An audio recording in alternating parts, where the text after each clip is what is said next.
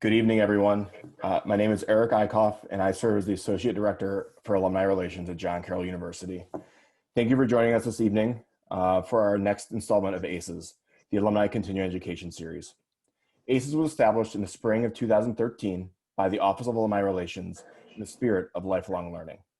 The program offers enrichment opportunities for alumni and friends through the expertise of members of the JCU administration, faculty, and our alumni community. As a result of COVID-19 and our inability to connect with all of you in person, we've moved our programming online.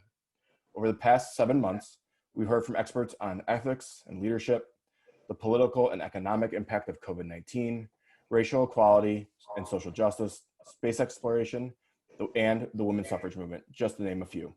Tonight, we'll explore beer and the brewing industry. It is now my honor to introduce two of our featured guests this evening. Leo L.J. Giovanni is the CEO and co-founder of Seaboard Craft Beer Holdings, the parent company to Big Storm Brewing Company, Big Storm Distilling Company, Fat Point Brewing Company, and Blood Brothers Bloody Mary Mix. In addition to operating beverage companies, Giovanni is the CEO and co-founder of Boston Capital Leasing, an alternative asset leasing and finance company that specializes in funding craft beverage manufacturers. Both companies are based in Clearwater, Florida. Prior to founding Boston Capital Leasing, LJ was vice president for Boston Finance Group, a specialty lending corporation. He acted as one of the company's chief underwriters for collateral originating from a mixed portfolio of diverse asset classes. He earned a bachelor's degree in political science from John Carroll University in 2009 and played football for the Blue Streaks. He also has a Master of Science degree in finance from the University of Tampa and is currently pursuing a Master of Accounting degree from the University of North Carolina at Chapel Hill. Molly Davis grew up in a number of Ohio small towns and settled in Cincinnati for high school at Ursuline Academy. She earned her BS in marketing at John Carroll University in 1997 and an MS marketing degree from the University of Cincinnati in 2008. Davis rose to the position of marketing director at Cincinnati software company, Accountware.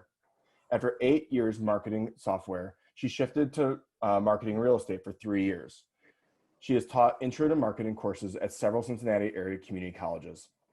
In 2011, she and her husband opened the restaurant Firehouse Grill in the Blue Ash suburb of Cincinnati. Davis cites her marketing background in helping her defeat the odds and run a successful privately owned restaurant for nearly a decade. This past year, Davis added an on-site brewery, and her restaurant was renamed Firehouse Grill and Brewery. She has 10 house beers on tap alongside 37 other local craft brews. She resides in Cincinnati with her husband and 3 children. Please join me in welcoming LJ and Molly. How are you both doing tonight? Great. Good, and yourself? I'm doing well. Thank you so much for being here. We appreciate you taking time out of your evenings to be here with us this evening to talk about beer and the brewing industry. So we're just going to get the conversation started. I'd love to know a little bit more about your individual breweries and distilleries or your restaurant and on-site brewery, and just tell us a little bit more about the organizations you run. So Molly, why don't we go ahead and start with you? Sure. Well, originally I started this as a restaurant, and we bought this restaurant building. It was going in foreclosure, and my husband and I had not previously ever worked at a restaurant. So it was an adventure, and we when we started, we had just 8 taps, 8 draft beers, and they were just the national brands. And in the first few years when we were running the business, the bartenders kept saying that, we needed to take on more craft beers and that a lot of people were asking for it. So I think we saw demand early on, and we progressively started adding more draft beers to the lineup. And these would be, originally it was just national craft beers because that's what it was available. We started in 2011, so that was where the movement was with craft beer. And then several years in, we had a number of Cincinnati breweries that were opening up. So we brought those into the fold, and eventually we had 47 beers on tap. And when we saw, we were early on the trend, and so our restaurant was known for craft beer. We had a lot of craft beer events, craft beer contests against area breweries. We sponsored a lot of local craft beer things. So we then in the last year decided, well, we have all this marketing data, and my background is marketing, so I came at it from a marketing perspective more than from a brewer perspective. That I have 10 years of sales. I know what the people who are customers are coming to our brewery, what types of beer they want, how much they're buying. And so that kind of led the business decision to add the brewery. And the building had previously been a brewery, so we still didn't have equipment, obviously, left over, but we brought in and kind of brought on true to its roots and true to the craft beer we had already specialized in, and hired a brewer. So it was a bit of an adventure buying all the brewing equipment and getting a brewer.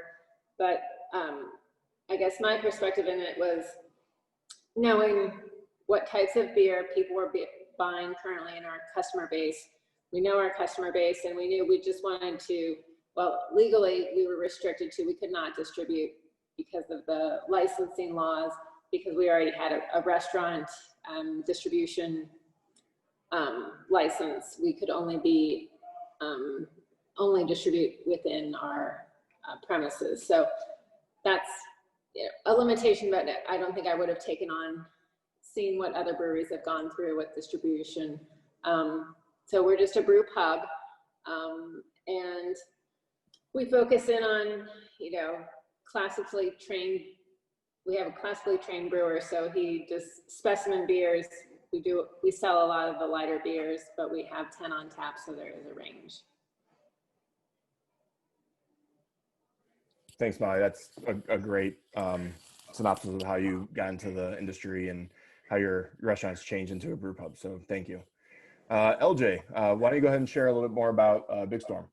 Sure. Yeah. So I think our experience is the opposite of Molly's. So we are a production brewery that is quickly getting into the food business.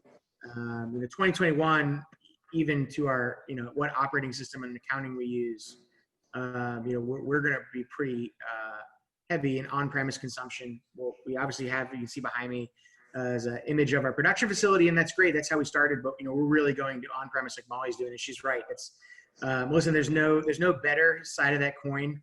They're both really tough businesses. But, you know, our foray into beer was a little different than most, right? You know, you don't want to drink anything I've brewed at our place. I've tried. I'm not allowed to brew again. I'm at the distillery. I can mess around and do something over there, but, you know, brewing in itself was not necessarily the passion that drove us into Big Storm. It was, you know, the complexity of manufacturing added now to the time of eroding goods in just beer being bad after a certain period of time. So we started very small with Big Storm. I'm not the founder of Big Storm. I had a former partner that did found the brewery. We were there a year after that. And I tell the story, you know, my family had a private equity firm.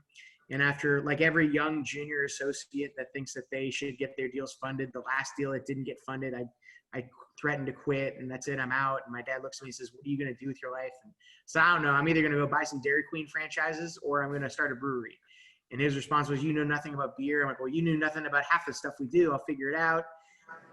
He told me about my former partner, Mike, had started a brewery, and let's go see what we can do for him. So, or with him. So, you know, it really was in the spirit of partnership. We grew that business from a 2,500 square foot warehouse garage on an open fire, direct fire, 3-barrel system. So 6 kegs at a time. You know, when like in any athlete, you know, when you have monitoring your temperature during a tough workout, we used to have to take mandatory water breaks. It was you know, in August in Florida, it'd be 100 degrees outside with almost 100% humidity, and you're standing over this open flame, and you know, we had more than one person almost pass out. So, you know, we start in this really cruddy industrial park, and kind of quickly we've grown into the production facility in Clearwater, which is about it sits on 2.5 acres of spread out purpose. And, you know, listen to the density of Pinellas County, that's kind of a big deal. So that's growing. We just put a second expansion onto the consumption site, but we also have a sour facility that only does sours in Pasco. Not many breweries, Pasco County, not many breweries have 2 facilities. And so we're really lucky to have what was our old small batch facility is just cranking out soured beers every day. And then we are opening 2 brew pubs, one in Orlando, and we have one down in Cape Coral. And again, really, really diving into the restaurant industry. But, it's just the way the consumer has gone. But look, we're again, super excited that all you guys are here. Humbled to speak to a bunch of alumni. Guys, I just think this is really cool. So, Eric, I just want to apologize, though. I had no idea you were going to read that bio. I copy and paste that to you. That was way too much unnecessary information. So I apologize, everyone. That was for 2 minutes we don't get back. So with that said, I'll let you get back to how you want to run this. Oh, great. Thanks, LJ. And again, thank you so much for being here. We just, so our participants know, I have a few questions that I've prepared for Molly and LJ, and then we're gonna open up to you after we get through some of those. So start thinking about some questions you may have for them, and use the chat feature. And once we get towards the end of my questions, we'll jump into yours. So go ahead, start typing if you have something that pops into your mind. So thinking about the beer industry, both of you have obviously been in it for quite some time. How has it changed since you started, getting involved in the beer industry? What are some of the trends that you've seen? What are some things that surprised you, or are there things that just didn't surprise you at all and you knew that was the trajectory the industry was going to go into? Molly, why don't you go ahead and start? Okay. I think that when we started in 2011, like I said, the craft beer was just barely on the scene. I mean, it was very small. And then through the years, we're now at almost a saturation in Cincinnati. There's 260 breweries in Ohio right now. And I think that you really have to know what you're doing if you're getting into it. I think I already had a captive audience. So from my standpoint, I felt it was more low risk to get into it. And I felt like with the knowledge I had going into it, that it was a calculated risk.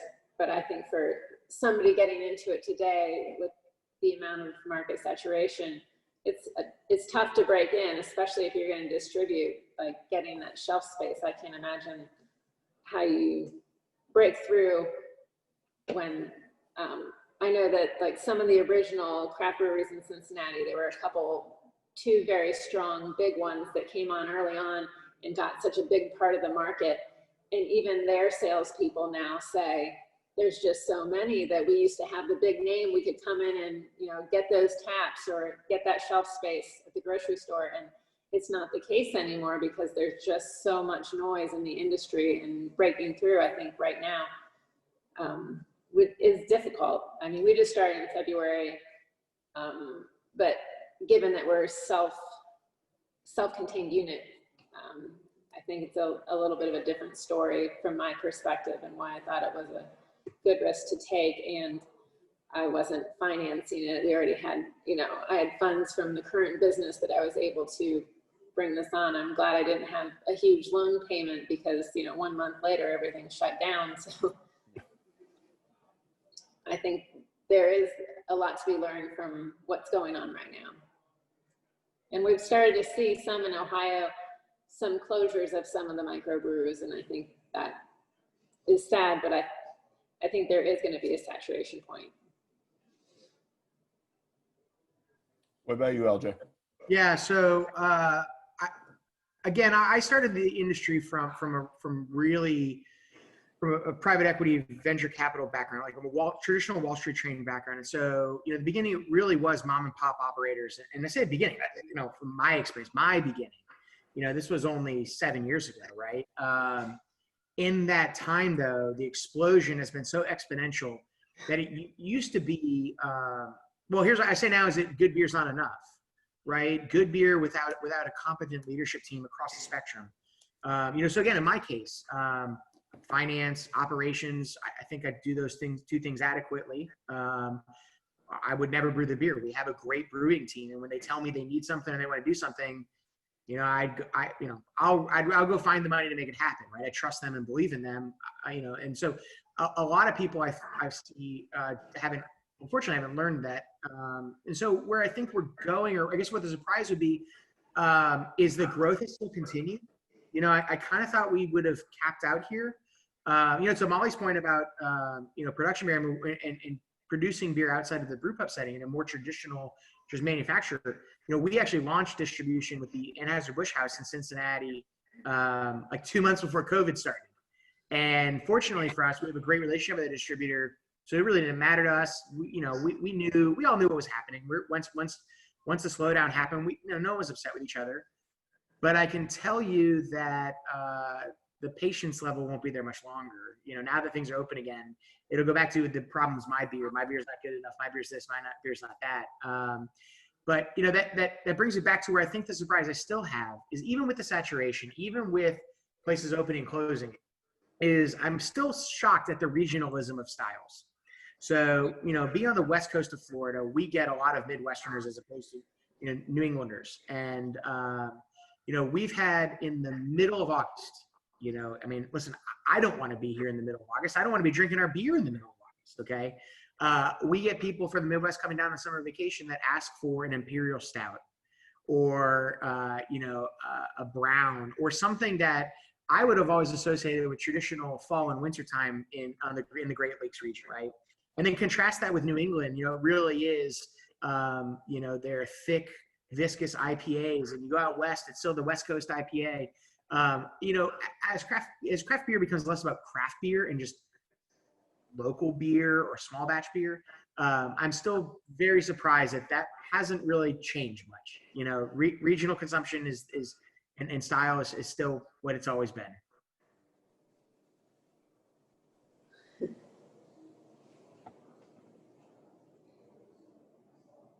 Probably unmute myself. That helps. Thinking about your individual business models, what has worked well for you? And then, are there things that you would have changed? I know, Molly, you just kind of got into the brewing industry, but are there things that you would have changed in the last 10 months? And LJ, same with you. Like, are there things that you would have changed, or would you have done everything basically the same? LJ, why don't we start with you this time? Sure. So, I would say in general, from the beginning, I would have done things a little differently. It doesn't relate to the last 10 months. I don't know if I would have built and invested in the production facility we have behind us. There was then and still is now so much capacity for other people to brew beer on a larger scale that I would have found someone to brew that beer and sell to a distributor and spent my time in opening more brew pubs. And then eventually backed into the commissary model where my production facility is the center of the wheel, sending beer out to all the locations, as opposed to starting with that center of the wheel and sending things out. But specifically the last 10 months, look, hindsight, it would have been really nice to preserve a lot of cash that I burned in payroll. But I'll tell you that I lost one person on my team during COVID, and they were a malcontent. And quite frankly, if I didn't, they quit before I could fire them. And it wasn't COVID related. They were just, probably should have never worked for us. Culturally was not a good fit. So, I really don't mean to be the, oh, gee, golly shucks, no one lost their job. Because again, it really would be nice to have the cash, but no, not really. We kept a team together. Certainly I went without for a period of time, but that's what I would do. That's what Molly would do. I think that's a lot of entrepreneurs do. I think if anything, maybe I learned more about managing people. I think, I was probably could have done a better job on just keeping some of that COVID related stress on myself. But again, I don't know. The last 10 months have been so crazy. I don't know. Our team, I feel like our team could do anything now, right? So I'm not sure. I think if someone was annoyed or mad at me at the time, I think they're over it by now, but it's just been crazy. Yeah. What about you, Molly? Well, even though we had our grand opening with the brewery and then a month later, COVID shut everything down, I was glad that we got our grand opening in because it was huge. It was great to be able to have an industry night where everybody came and then have a VIP night and not to have the situation we're in now where people wouldn't gather. To be able to get that in under the wire was great. The one thing I hesitated on was getting a crowler machine, which puts together 32-ounce cans that people could take to go. So when everything was shut down, we just shut down. We didn't do any to go. We actually shut down the entire restaurant and didn't do to-go food, and all our employees went on unemployment.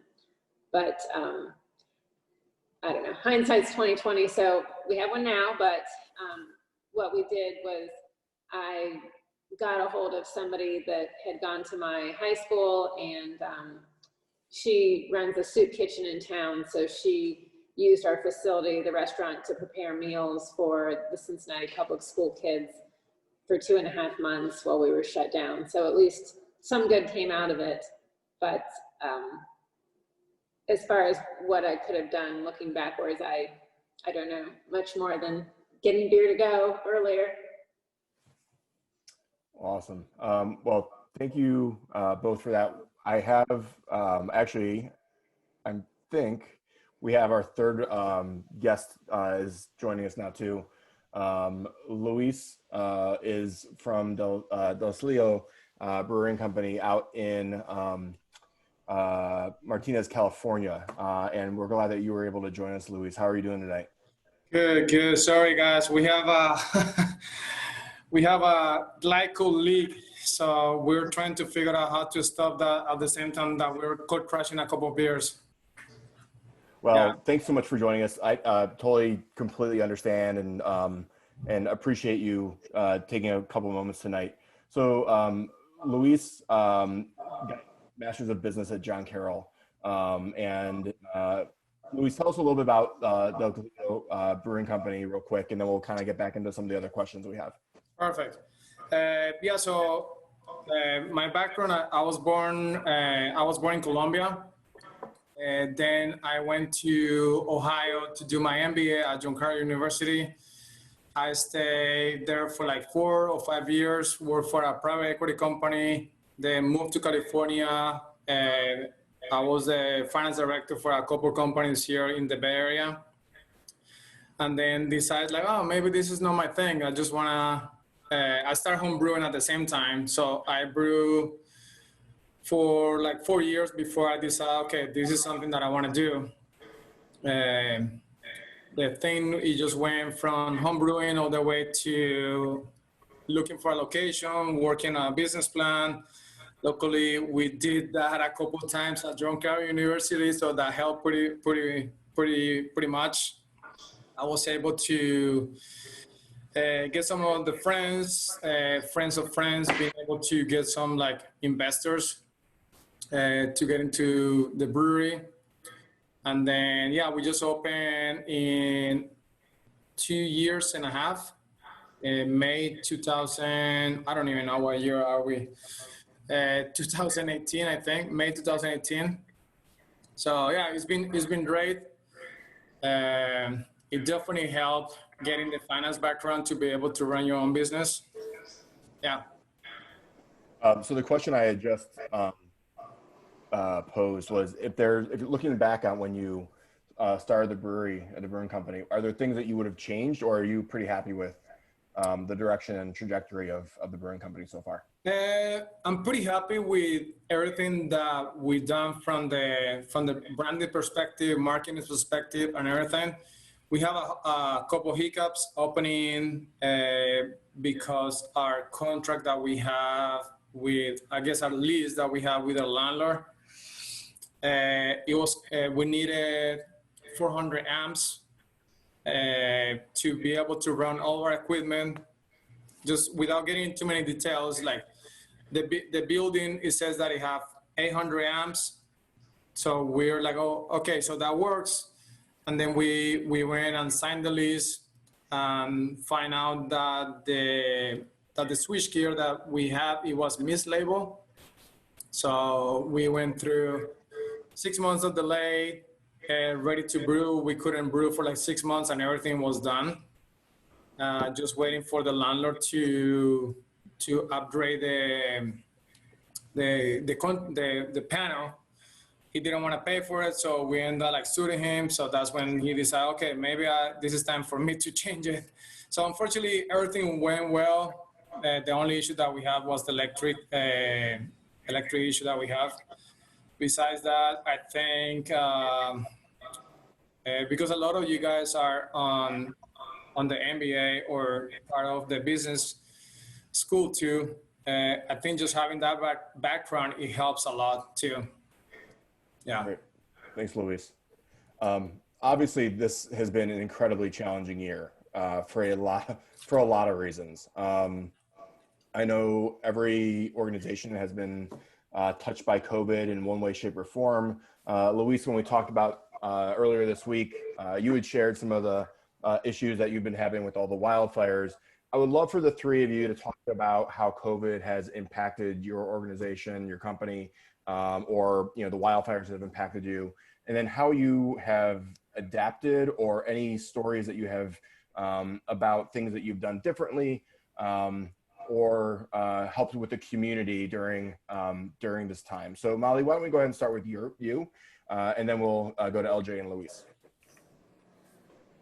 Well, since we closed down for 2.5 months, Ohio was, they would allow carry-out food and they allowed some carry-out beverages, but we just decided we were not a big carry-out location. That's not a big part of our business. So just made the difficult decision to close and then let a nonprofit use our space to make meals for Cincinnati school children. And what I thought was, I took it out of it was a big eye-opener, just realizing how many hungry people there are so close to where I operate a restaurant. Like, I'm in the food business, you'd think I'd understand food, and to know how much food insecurity there is, that was kind of an eye-opener for me. I don't know that it did something for my beer business per se, but just from a humanitarian perspective, just realizing how close to the edge so many people live was just more of an eye-opener there.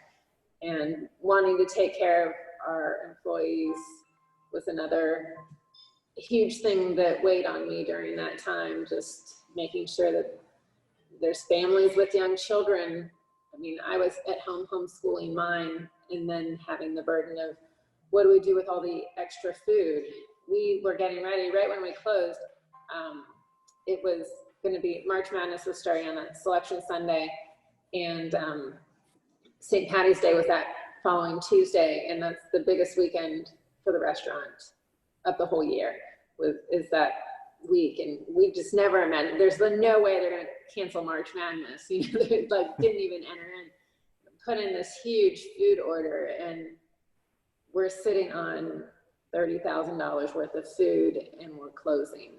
And so it's just like a predicament you'd never expect. So from a business perspective, it's worst case scenario that you're never going to predict, but just tried to make the best out of it and help others and, pull together. Sure. Well, that's a pretty amazing story, Molly. So thanks for contributing to the community down in Cincinnati. LJ, tell us about your story. Yeah, so mine is probably really unique, brewing or not. So I had a cousin that was in China teaching English, and my cousin is kind of a dum-dum sometimes. And one of the things he did was he gave up his passport when he got there, reasonably so. He listened to the authorities telling him what to do, and weeks and months had gone by, and he still hadn't gotten it back. And he was messaging back home that it was starting to get scary. So we had kind of been following the story, late 2019, like Q3 of 2019. We actually had to intervene to help get my cousin back. And so we had gone through the whole thing. Lucky enough, we had some people at the White House that were friends of ours, and someone showed up at the door, 20 minutes to leave on to go, right?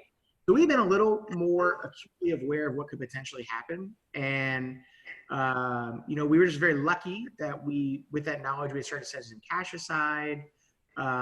We, again, got some equipment for distillation. We wanted to do anyways. It just was a catalyst to move it. So, for us, COVID has not been the soul crusher that has been for a lot of people. When we know that we are just, luck and preparation, I don't know what the phrase is, but it's not just dumb luck. I mean, I think we obviously had some skill in reading the tea leaves appropriately and running a business appropriately, but it has changed us into really pushing diversification, right? So we had started a coffee business beforehand, And you may ask why. Well, the similarities of coffee and making beer at times and temperatures, right? Beer is all about times and temperatures. So is barbecue, so is coffee.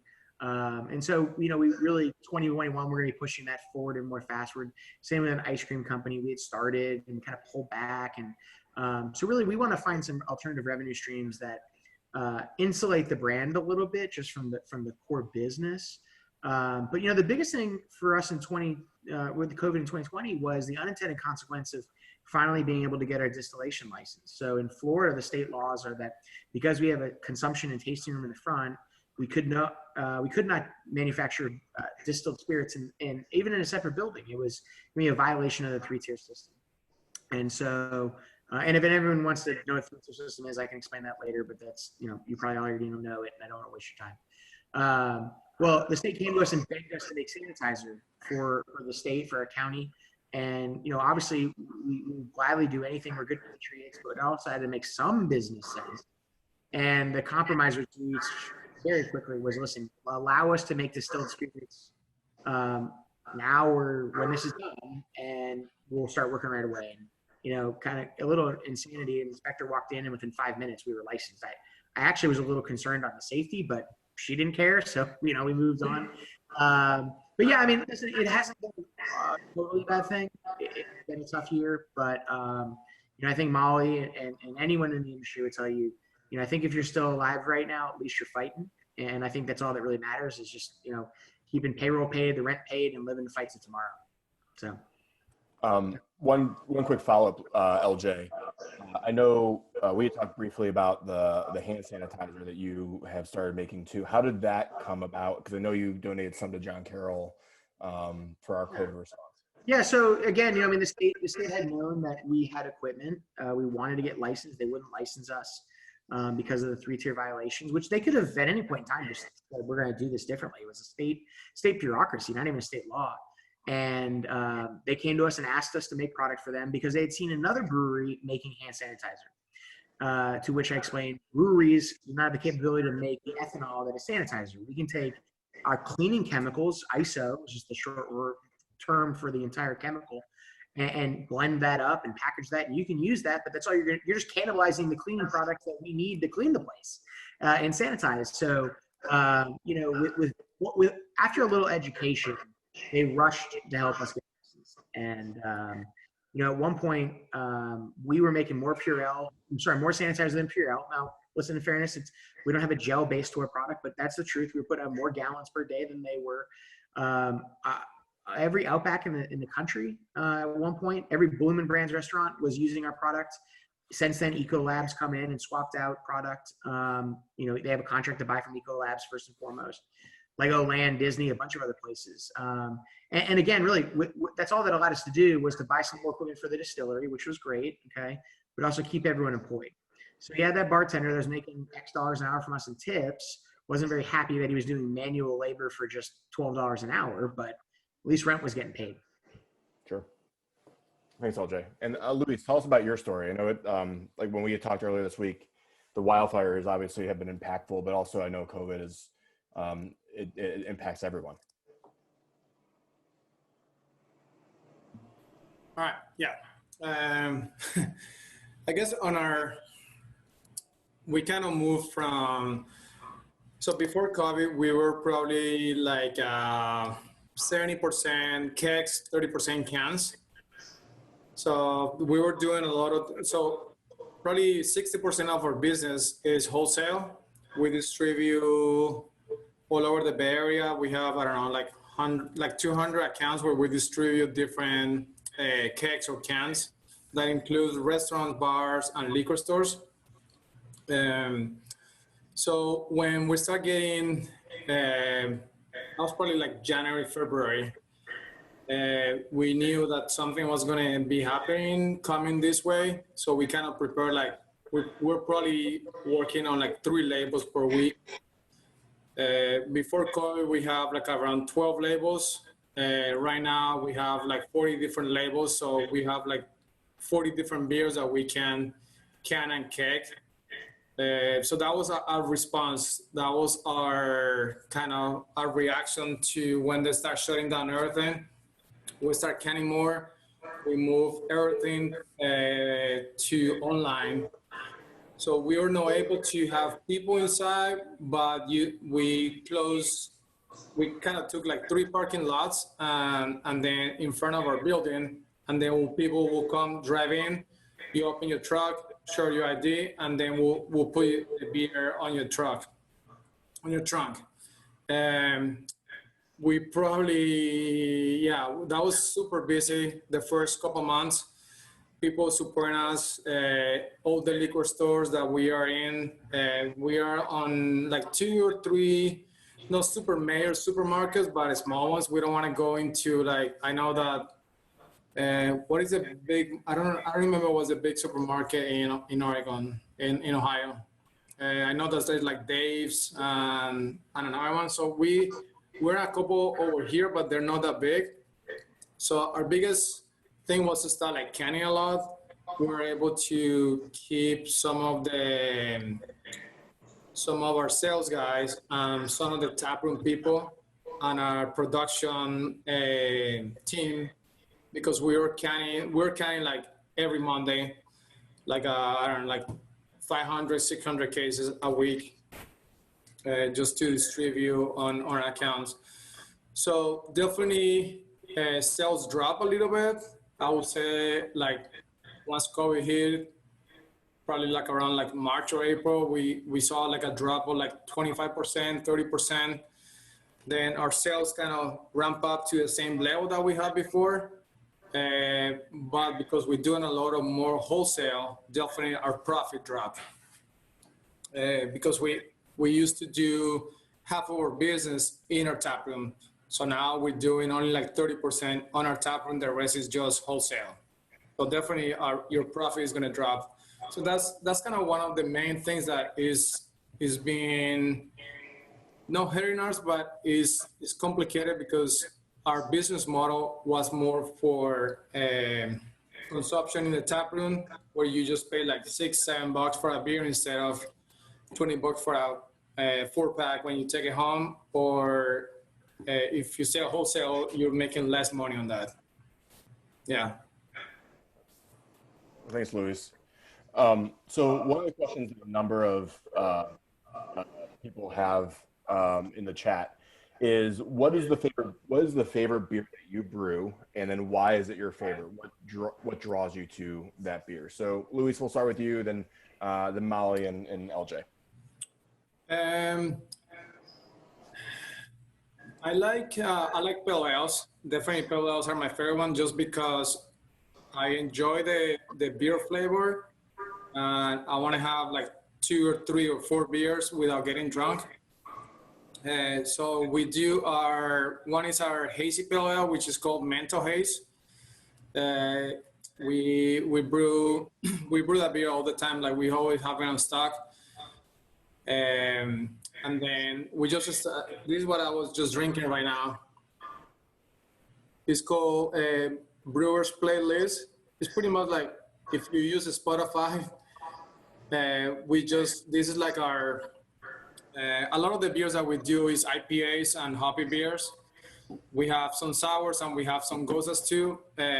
But the way we're doing this is going to help us to move a lot of the hop contracts that we have. Just one can, and then we're just going to be featuring like different hops every time that we brew the beer.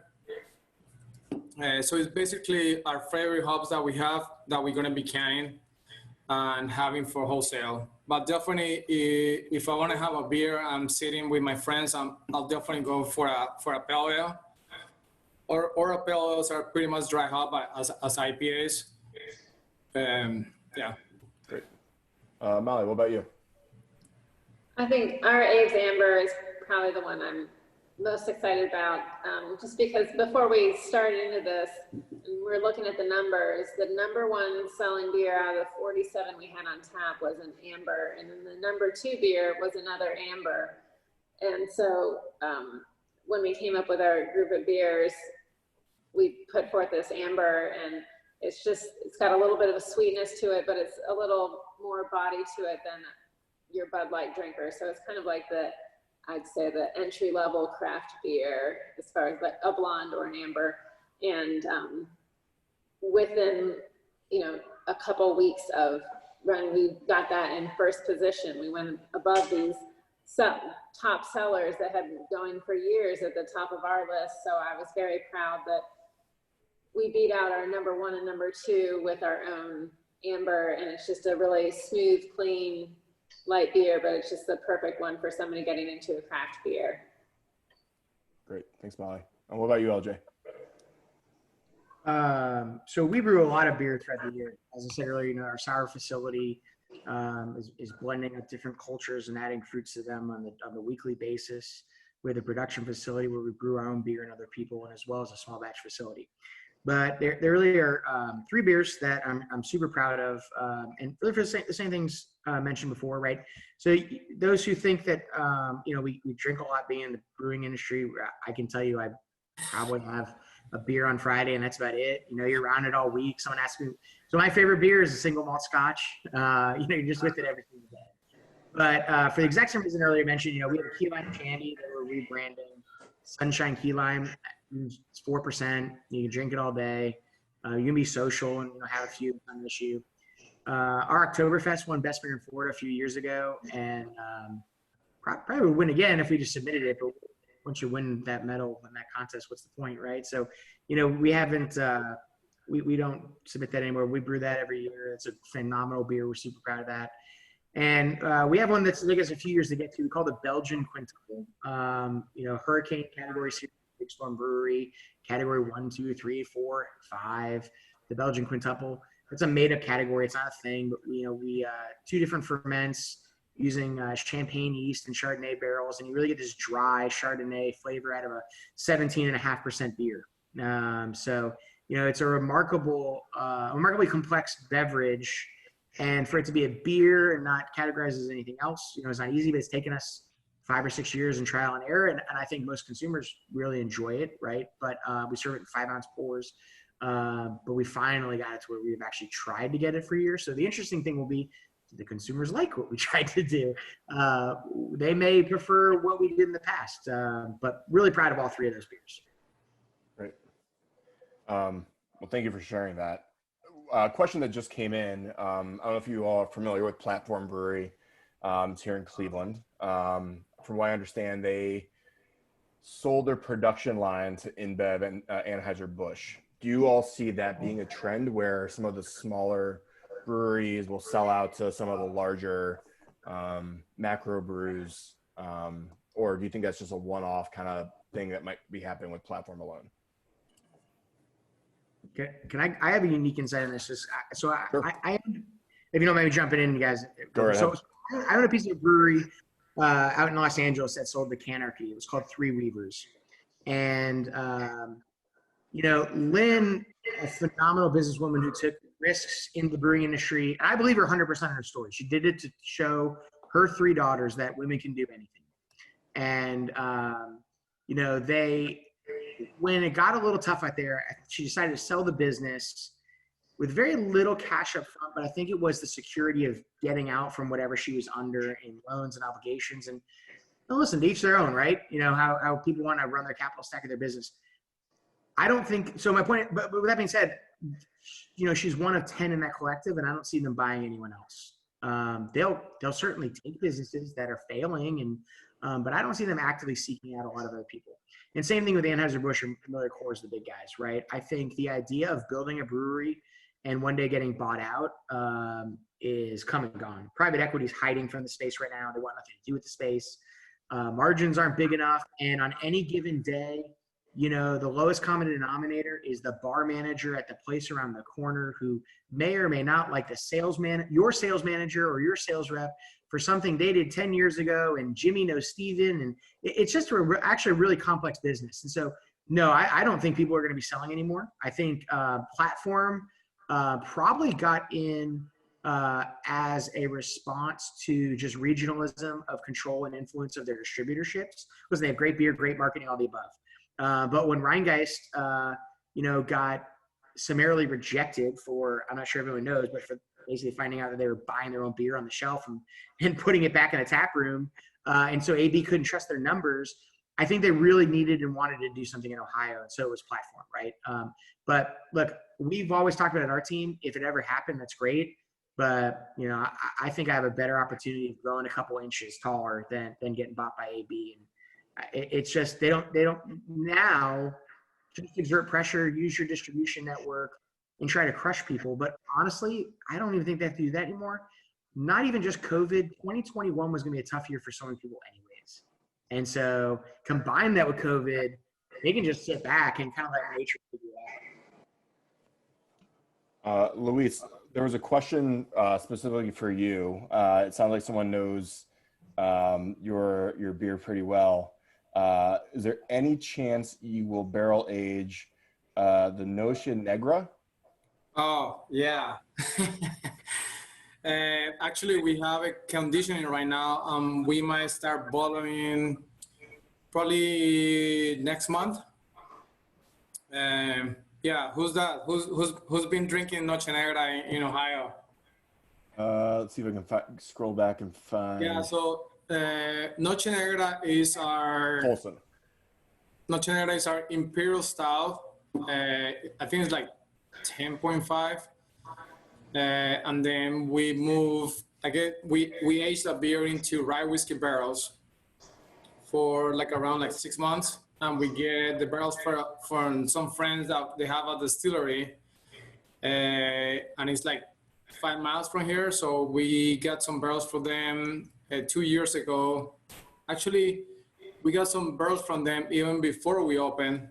So we brew on our pilot system and then age that beer into the rye whiskey barrels. So yeah, that beer is going to be available probably in November.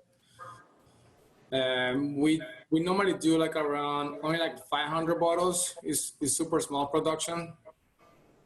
Yeah. Okay. It's delicious. Sounds pretty good. Another question just came in, and then I'll finish with one last one after this one. With all the expansion into the industry, do you all feel how important do you all feel it is to differentiate yourself by using local ingredients, or is it just to make the best product you can? I can start if you want. I think the way we set up a brewery was so I'm from Colombia. My wife is from Puerto Rico, and every beer that we have, we try to add a twist of something that from our background. You know, it's we're Hispanics. We want to show who we are. We don't want to hide who we are. This is who we are. And so we have a Mexican lager. We have a amber Mexican lager. We just start doing cocktail series beers. So we have a Paloma inspired beer. We have a Mojito inspired Goza. We have a Caipirinha inspired Goza. We get some fruits from Colombia or South America that you cannot get in here. So sometimes we go to import some of the purees that they're coming from South America and use on that. So that's kind of the twist that we've been putting on our branding. Additional to that, we probably have 30 or 40% of our beers are named in Spanish. We have one named in Portuguese, and always relate something to things that. Sorry, my light just went off. There you go. So you always relate something that add to who we are, and I think for you to differentiate, you have to do it on your branding, either your cans, the way your taproom is, the way you can your beer. There's different ways to do it. If you just want to go and say, oh, I just want to brew beer and just do it how everybody's doing it, or try to copy somebody else, that's probably the worst way to go. You have to, especially on this industry, you don't get in this industry because you want to be rich. You get into this because you freaking love beer and you love to clean. So for those that home brew, you guys know that we probably spend 80% of our time cleaning. The rest is just brewing and drinking beer. So we get into this just because we love what we do. Yeah. Great.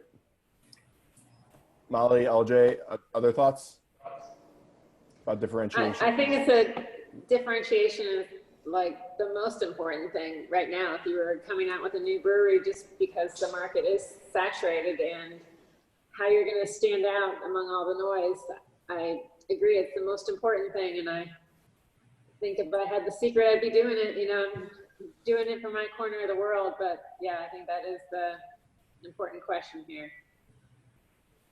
LJ, anything else to add? No, I think that those are good explanations. Great.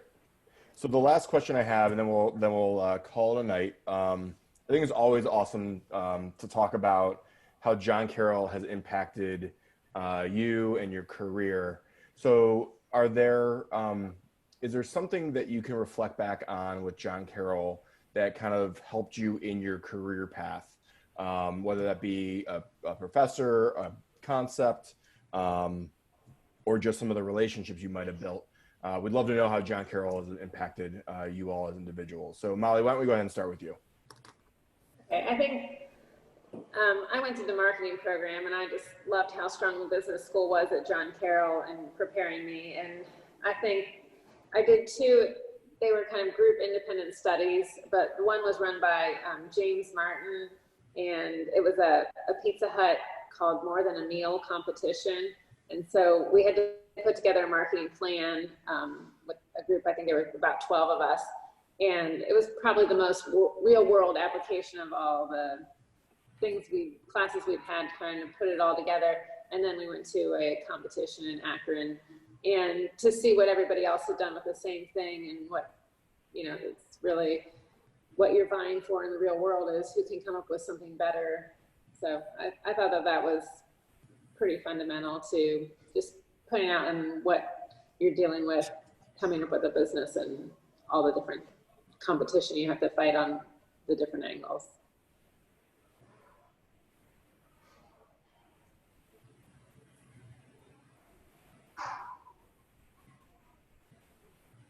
LJ, what about you? Yeah, so, you know, I was not a business major at John Carroll because I was a terrible student, and I was undisciplined, and I was lazy.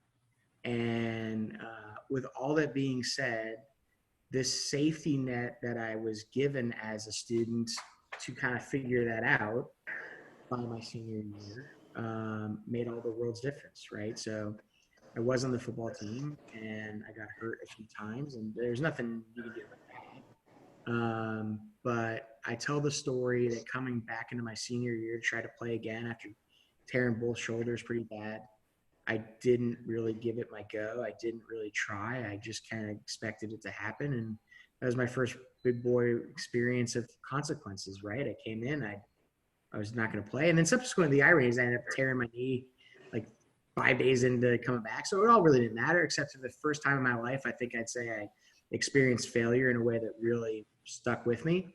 And to be able to do that again in the ecosystem that was John Carroll, I never wanted to feel that again, ever.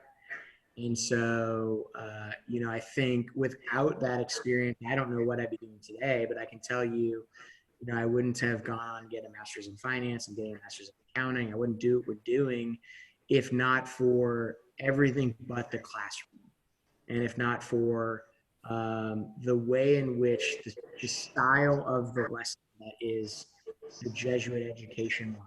Right? You'll figure it out on your own, but we're here to, you know, take care of you, and we'll pick you up every once in a while, and you get a little more slack.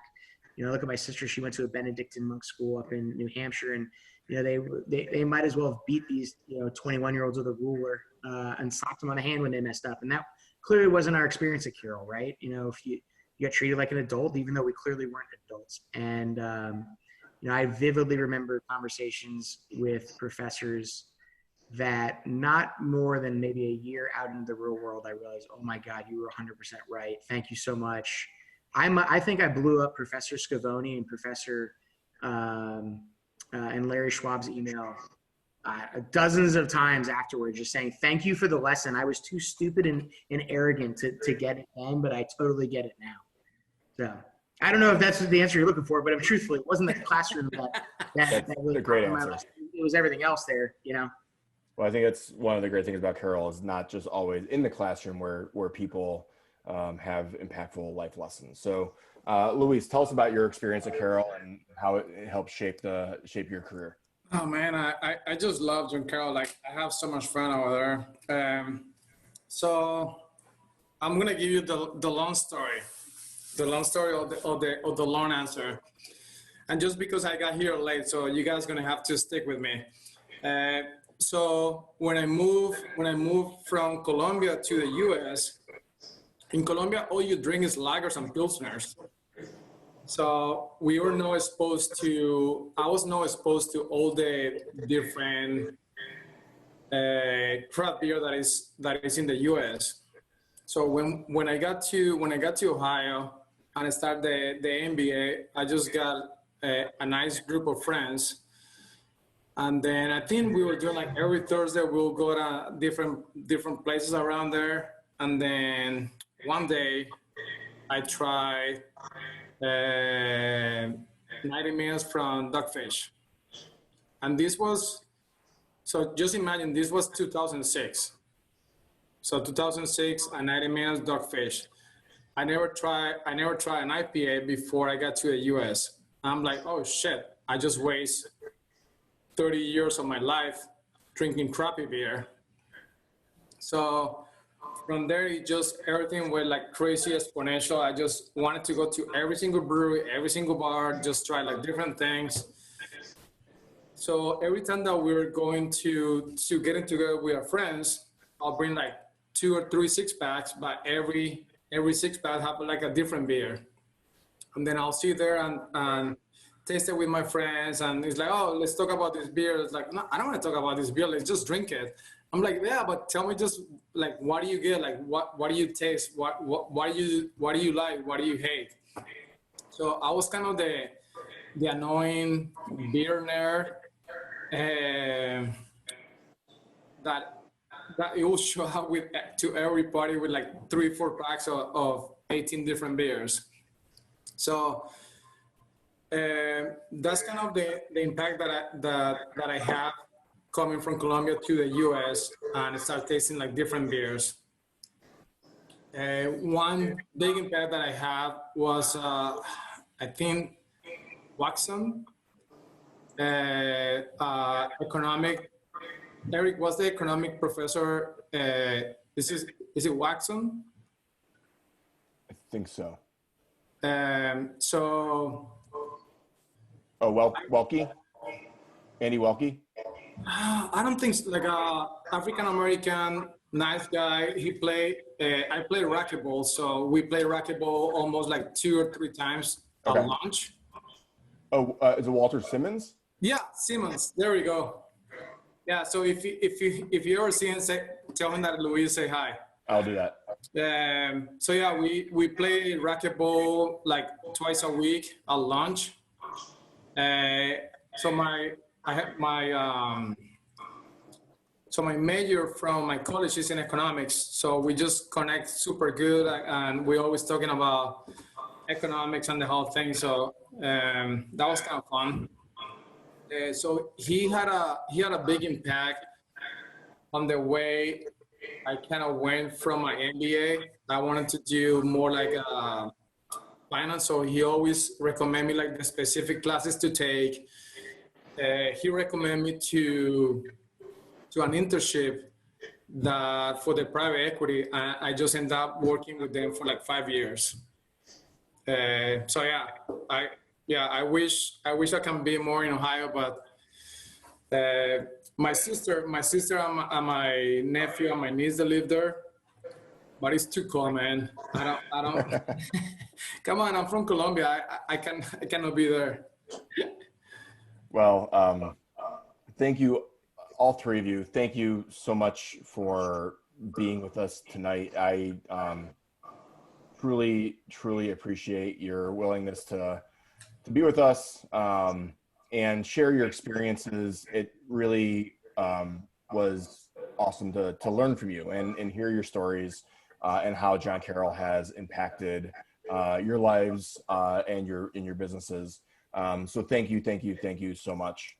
Before we conclude, I wanted to share a few more opportunities that we have for you to take advantage of this fall.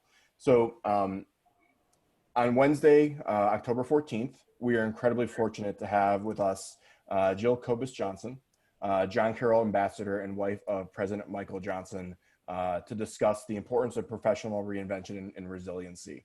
The conversation will be facilitated by Jennifer Gardner, who was our Cleveland, one of our Cleveland chapter presidents, as well as serving on the Alumni Association board. And then finally, on Wednesday, October 21st, Dr. Dan Kilbride, professor of history at John Carroll, will focus on how we honor history, specifically the roles that the Confederacy, monuments to the Confederacy have played in our nation's history, and how we're dealing with that, the reckoning of that history.